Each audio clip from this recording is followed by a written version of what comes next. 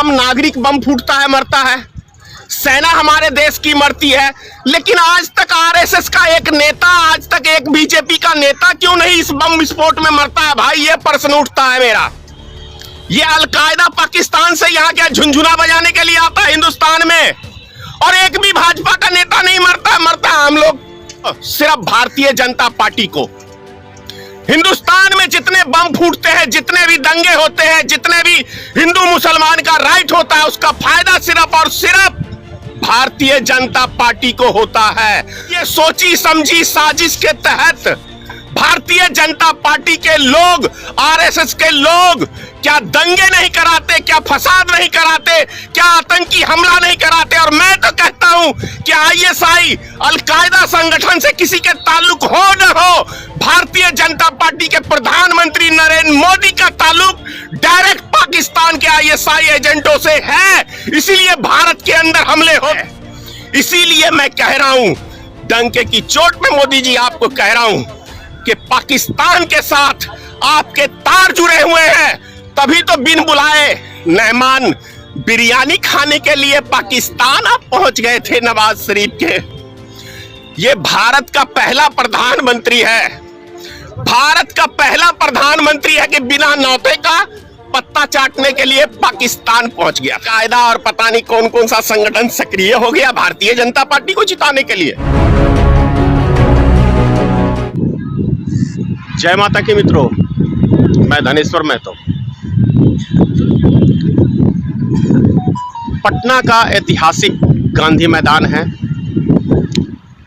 जो नरेंद्र मोदी जी को प्रधानमंत्री बनाने में एक बहुत बड़ा योगदान इस मैदान का हम लोग कहें तो कहीं कोई शक की बात नहीं होगी। आप सबको याद होगा 2013 के अंदर दिसंबर के महीने में जो माननीय प्रधानमंत्री की रैली हुई थी, ऐतिहासिक रैली गांधी मैदान के अंदर हुई थी, इसी मैदान में हुई थी। इस मैदान के बीचों बीच में बैठा हूं और इस मैदान से इन्होंने लहर कैसे पैदा की थी, इसके संबंध में मैं आप लोग को जानकारी दे रहा हूं। मेरे सामने बिल्कुल मंच है, मैं उस मंच को आपको पहले दिखा रहा हूं, जूम करके मैं दिखाता हूं। ये मंच है गांधी मैदान के पश्चिम की छोर, जहां पे आप ये बिल्डिंग देख रहे हैं, बिस्कुमान भवन कहते हैं इसे। और मैं अब ये गांधी मैदान है कितना बड़ा, मैं आपको इसको दिखाता हूं।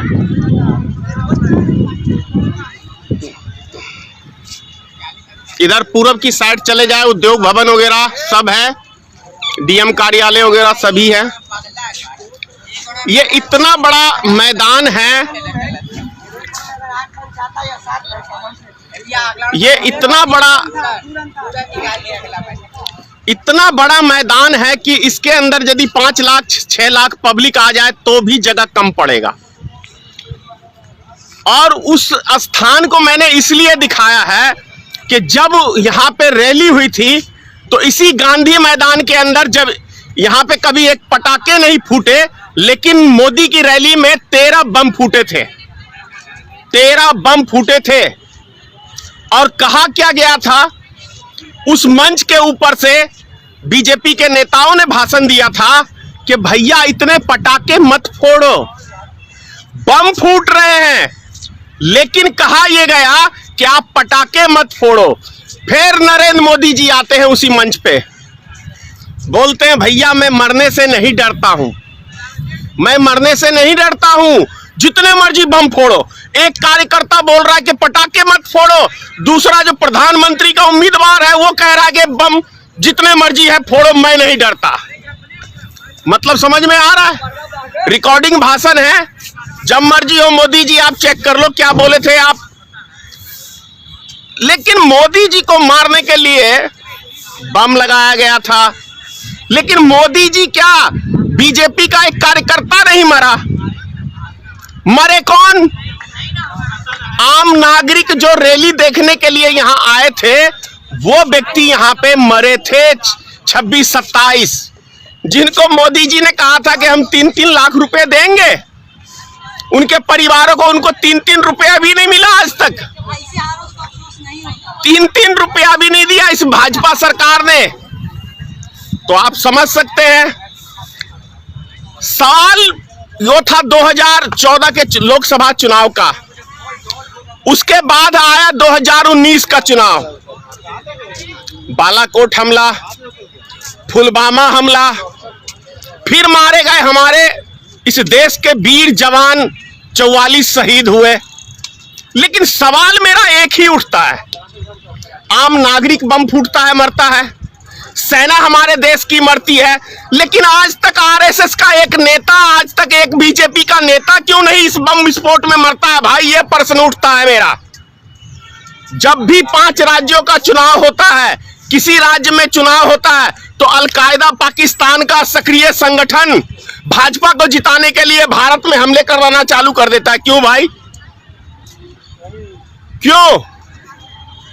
ये अलकायदा पाकिस्तान से यहां क्या झुनझुना बजाने के लिए आता है हिंदुस्तान में, और एक भी भाजपा का नेता नहीं मरता? मरता है हम लोग, ऐसा क्यों?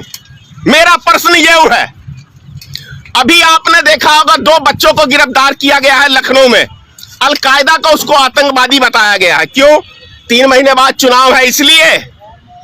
और इसका बेनिफिट किसको? सिर्फ भारतीय जनता पार्टी को। हिंदुस्तान में जितने बम फूटते हैं, जितने भी दंगे होते हैं, जितने भी हिंदू मुसलमान का राइट होता है, उसका फायदा सिर्फ और सिर्फ भारतीय जनता पार्टी को होता है। तो क्या ये सोची समझी साजिश के तहत भारतीय जनता पार्टी के लोग, आरएसएस के लोग क्या दंगे नहीं कराते, क्या फसाद नहीं कराते, क्या आतंकी हमला नहीं कराते? और मैं तो कहता हूं कि आईएसआई, अलकायदा संगठन से किसी के ताल्लुक हो न हो, भारतीय जनता पार्टी के प्रधानमंत्री नरेंद्र मोदी का ताल्लुक डायरेक्ट पाकिस्तान के आईएसआई एजेंटों से है। इसीलिए भारत के अंदर हमले होते हैं, भारत की सेना मरती है। यह धनेश्वर महतो डंके की चोट पे गांधी मैदान के इस मैदान से खुली चुनौती दे रहा हूं कि आईएसआई का ताल्लुक भारतीय जनता पार्टी के लोगों से है, इसीलिए हमारे देश की सेना यहां मरती है। और उसके ऊपर जो भी व्यक्ति गिरफ्तार होता है उसको अरेस्ट करके उसको कानून के हवाले नहीं किया जाता। देविंदर सिंह का खुलेआम हाथ था 44 वीर जवान सैनिकों को शहीद करने में। उस देविंदर सिंह को आज तक भारतीय जनता पार्टी की सरकार ने एक प्रेस कॉन्फ्रेंस करके ये नहीं बताया कि इस देविंदर सिंह का किस किस संगठनों से हाथ है। इसीलिए मैं कह रहा हूं, डंके की चोट पे मोदी जी आपको कह रहा हूं कि पाकिस्तान के साथ आपके तार जुड़े हुए हैं। तभी तो बिन बुलाए मेहमान बिरयानी खाने के लिए पाकिस्तान आप पहुंच गए थे नवाज शरीफ के। ये भारत का पहला प्रधानमंत्री है, भारत का पहला प्रधानमंत्री है कि बिना नौते का पत्ता चाटने के लिए पाकिस्तान पहुंच गया था। ये पहला प्रधानमंत्री है। नवाब शरीफ के मां को कंबल भेंट करके लाए, शॉल भेंट करके लाए। तुम्हारी ताया लगती थी क्या? हिंदुस्तान का कोई नेता चला जाता है तो बड़ी मिर्ची लगती है, और भाजपा का कोई नेता कुछ भी बोल जाए। लाल कृष्ण आडवाणी जिन्ना के मजार के ऊपर चादर चढ़ा के आया था, इस पे टिप्पणी कोई नहीं करोगे भारतीय जनता पार्टी के नेता हो। लेकिन दूसरा कोई चला जाए, अरे बाप रे बाप, देशद्रोही हो गया, ये फलाना हो गया, ढिंगड़ा हो गया। क्या 5 राज्यों का चुनाव है, फिर से आईएसआई और कौन सा अलकायदा और पता नहीं कौन कौन सा संगठन सक्रिय हो गया भारतीय जनता पार्टी को जिताने के लिए? पर तुम्हारा नेता तो एक भी नहीं मरता है यार। इंदिरा गांधी देश के लिए शहीद हुई, मरी, उदाहरण है। राजीव गांधी देश के लिए शहीद हुआ, उदाहरण है। लेकिन 100 सालों के इतिहास में आज तक तुम्हारे आरएसएस का एक नेता नहीं मारा गया देश के लिए, एक भाजपा का नेता नहीं मारा गया, और राष्ट्रभक्ति का ढोल पीटते हो कि ये आतंकवादी भाजपा के नेताओं को मारने आया, प्रधानमंत्री को मारने आया। कितना बेवकूफ बनाओगे इस देश की जनता को, कितना बेवकूफ बनाओगे मोदी जी? दुनिया समझती है, इतनी अंधेर नगरी नहीं है कि आपके रणनीति को देश की जनता नहीं समझ रही है, बढ़िया से समझ रही है, बढ़िया से।